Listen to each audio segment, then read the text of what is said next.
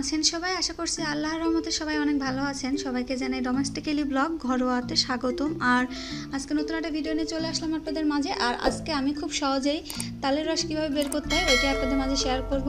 আর এতে আমি একটা তাল নিয়ে নিয়েছি, আর তালটা আমি খুবই পরিষ্কার করে আর কি পানি দিয়ে ধুয়ে নিয়েছি। আর এখন আমি তালের বুটাটা একটু খুলে নিচ্ছি। আর এখন আমি তালটা আর কি ছিলে নিব। আর তাল ছিলা তো খুবই সহজ, সবাই জানে।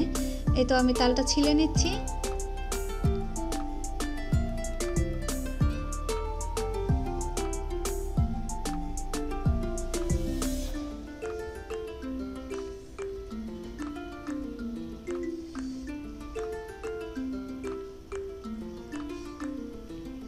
এই তো আমার তালটা ছিলা শেষ। আর এখন আমি মুখের অংশে একটু নরম মাংস টাইপের থাকে ওইটা আমি আর কি ফেলে দিব। আর এখন আমি এই তো তালের আঠিটি মানে এখানে 3টা আঠি আছে, আমি 3টা আলাদা করে নিয়েছি। আর আমি প্লেটটা একটু সাইডে রেখে দিচ্ছি। আমি এখন একটা বাটি নিয়ে নিব। আর আজকে আমি একটা গ্রেটারের সাহায্যে তালের রসটা বের করব। আর এই জন্য এই তো আমি একটা গ্রেটার নিয়ে নিয়েছি। আর এই ধরনের গ্রেটার সবার ঘরেই আছে। আর এই তো আমি তালের একটা আঠি নিয়ে নিয়েছি। আর এখন আমি গ্রেটারের সাহায্যে সবজি যেভাবে কুচি কুচি করি ওইভাবে আর কি করে আমি তালের রসটা বের করে নিব। এই তো দেখতে পাচ্ছেন কত সুন্দর হয়ে তালের রসটা বের হয়ে যাচ্ছে। আর এইভাবে তালের রসটা নিলে হয় কি, তালের রসটা খুবই কম হয় যেহেতু ঘন হয়। আর আমরা যদি সনাতন পদ্ধতিতে, যেমন আমাদের মা খালারা বাড়িতে যেভাবে করে মানে একটা বোলের মধ্যে একটু পানি নিয়ে তালটা কষলে তারপরে রসটা বের করে নেয়, ওইভাবে নিলে আর কি তালের রসটা বেশি হয়। সত্যি কথা, মানে আমি এর আগে ওইভাবে করে দেখেছি। আর এইভাবে করলে অল্প হয় আর কি।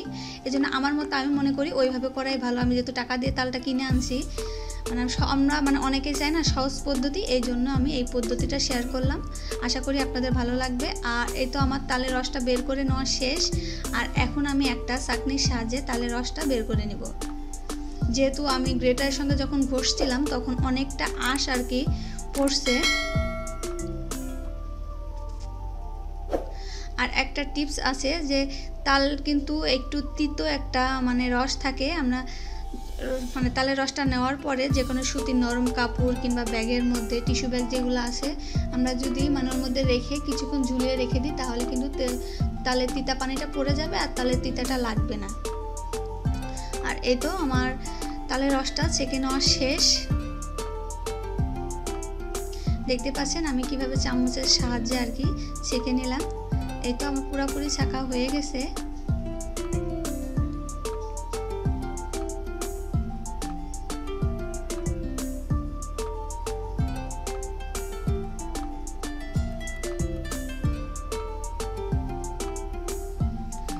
এই তো আমি একটা বাটিতে আর কি সুন্দর করে নিয়ে নিয়েছি। আর আপনারা যদি ফ্রিজে রাখতে চান তাহলে যে কোনো এয়ারটাইট কন্টেনার করে রেখে ডিপ ফ্রিজে রেখে দিতে পারেন, সারা বছর সংরক্ষণ করে খেতে পারেন। আর আমার আজকের এই ভিডিওটা যদি আপনাদের ভালো লাগে তাহলে প্লিজ আমার চ্যানেলটিতে সাবস্ক্রাইব করবেন, লাইক শেয়ার কমেন্ট আর পাশে থাকা ছোট্ট বেল বাটন অন করে দিবেন। তাহলে আমি নতুন কোনো ভিডিও ছাড়ার সঙ্গে সঙ্গে আপনাদের মোবাইলে নোটিফিকেশন চলে যাবে। আর আজকের মতন আমি এখানেই বিদায় নিচ্ছি। আল্লাহ হাফেজ, আসসালামু আলাইকুম।